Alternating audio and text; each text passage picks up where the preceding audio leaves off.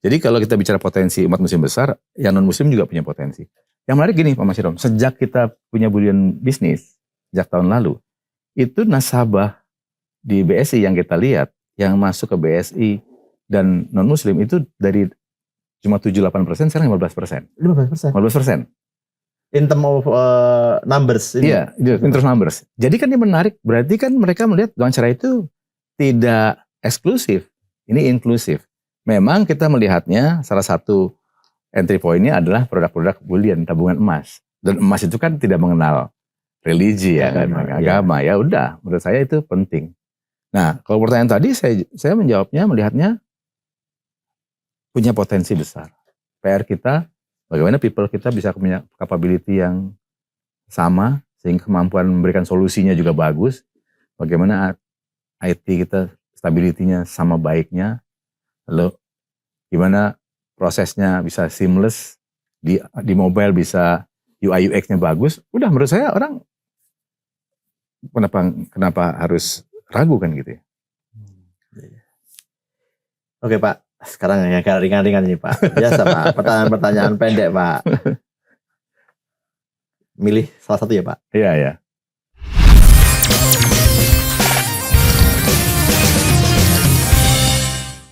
Ngopi atau ngeteh Pak? Ngopi saya. Bapak ngopi? Ngopi. Oh, setiap hari pasti ya?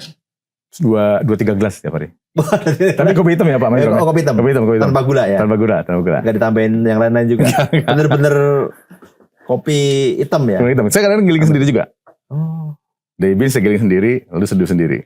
Sekarang sih di kantor saya ajarin juga, biar kalian bantuin. Favorit Bapak kopi apa? Saya Flores. Oh, Flores. Flores, Bajawa, sama Toraja Sapan. Ada terus di ruangan Bapak itu? Nggak selalu ada. Ya faktanya macam-macam juga tuh. Ditanya saya senengnya itu. Gayo banyak gitu. Tapi ya saya udahlah. Yang penting kopi hitam. Kalau belum ngopi kayaknya belum mulai hari gitu. Iya betul. Kamu masih ngopi juga? Saya ngeteh Pak. Oh ngeteh.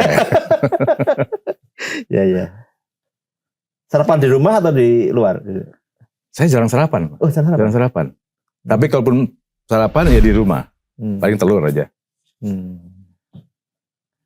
Mobil listrik atau BBM? Kepinginnya listrik ya. Tapi nggak tahu, saya belum bisa move on dari BBM. Sekarang masih pakai mobil BBM ya? Iya masih BBM. Ada favorit Pak tertentu gitu? Apa itu? Merek tertentu gitu? Nggak ada, karena BBM itu senangnya ada suaranya tuh Mas Hiram. Oh. Masih nggak ada suaranya kan? Kalau BBM itu kan masih ada suaranya, masih ada. Mungkin karena saya masih menyenangi suara-suara mesin gitu ya. Kalau listrik kan kayaknya kurang tantangan gitu. Sepi, senyap. Iya senyap, nggak ada suaranya gitu ya. Tapi nggak ada favorit merek tertentu atau ada? Enggak sih, nggak ada. Bebas-bebas aja. Bebas aja. Bayar cash atau pakai digital gitu? Digital. Udah digital. Kris. Yeah. Kris. Adalah itu paling mudah udah. Paling enak. Kalau liburan Pak, ke pantai atau ke gunung? Ke pantai. Karena saya senang renang saya. Oh. Kayak ke pantai. Bapak senang renang ya? Renang. Di pantai gitu renang? Renang. Tapi ya nggak jauh-jauh lah, deket-deket aja. Jauh-jauh ya hanyut nanti. Iya. Tapi kalau pantai selatan ya serem Pak. Enggak saya. Ya kalau di Bali gitu masih oke lah. Iya. Di Bali masih oke. Tapi Bapak seneng pantai daripada gunung ya? Iya. Senang pantai. Favoritnya pantai mana Pak?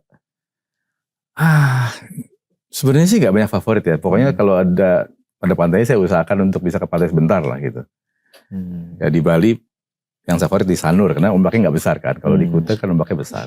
Di Bali Sanur tuh ombaknya kecil. Jadi bisa berenang dan tenang. Padel atau tenis? Tenis. Rutin?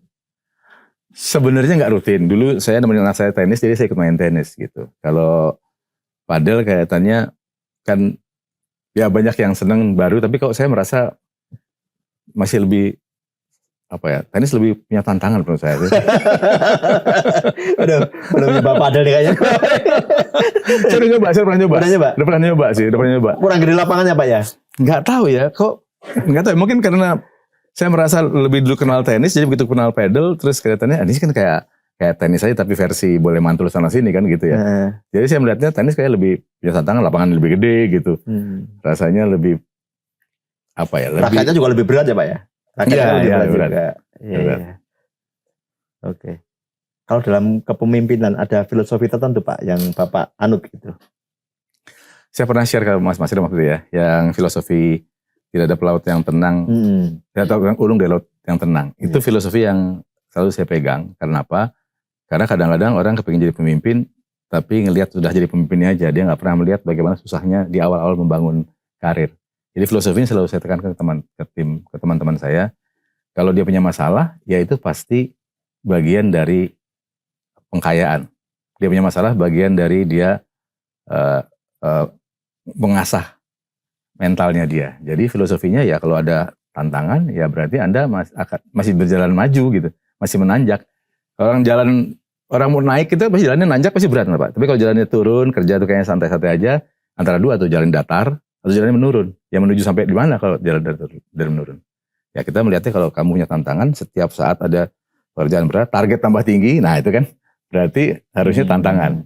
Jadi buat teman-teman di BSI, target tambah tinggi, saya Berarti aja masih maju itu? masih maju. Oh tuh kayak gitu. Jadi kalau target tambah jangan mengeluh. Itu artinya kita bergerak maju Pak ya. Maju, menanjak kan? Menanjak. Jalan nanjak kan berat toh? Iya, kan? Tapi kita harus menanjak kalau ingin mencapai puncak ya Pak. Betul. Ada tokoh idola tertentu gitu yang menginspirasi Bapak selama berkarir? Saya itu, salah satu idola saya Pak Habibie. Oh Pak Habibie. Pak Habibie itu menurut saya sosok yang lengkap ya. Dari sisi intelektual sangat kuat, dari sisi spiritual juga kuat, dan apa ya, sangat humble kan. Di posisi tertinggi pun sangat humble. Kan nggak banyak pemimpin-pemimpin yang begitu sampai puncak tuh humble. Dulunya mungkin humble, begitu sampai puncak terus berubah gitu kan. Nah itu banyak. Nah saya Pak Habibie tetap seperti itu. Jadi spiritual, intelektual, dan tetap humble. Menurut saya itu kombinasi yang luar biasa. Saran Bapak atau nasihat Bapak untuk anak muda yang baru berkarir? Iya. Saran Bapak, pesanan Bapak. Pesan saya sama, bahwa untuk menapaki karir itu nggak ada jalan pintas. Dan kadang nggak ada jalan pintas, nggak ada jalan gampang, maka setiap ada hambatan, ada yang terjal di depan, ya jalani aja. Integritas pasti harus dipegang. Integrity itu penting. Dan buat anak-anak muda, loyalitas jadi penting. Anak muda biasanya mereka kan fast learner ya, cepat belajar, tapi less loyal gitu, gampang pindah, gampang putus asa. Kan sekarang saya dengar ada satu idiom seperti strawberry generation gitu. Bagus, keren, warnanya indah, tapi begitu jatuh sedikit pecah gitu kan. Jadi anak muda menurut saya harus lebih tangguh lah, lebih nggak boleh cengeng lah, kira-kira begitu. Anak muda kalau mau punya karir yang bagus, karir yang tinggi, tentu harus punya mental yang kuat.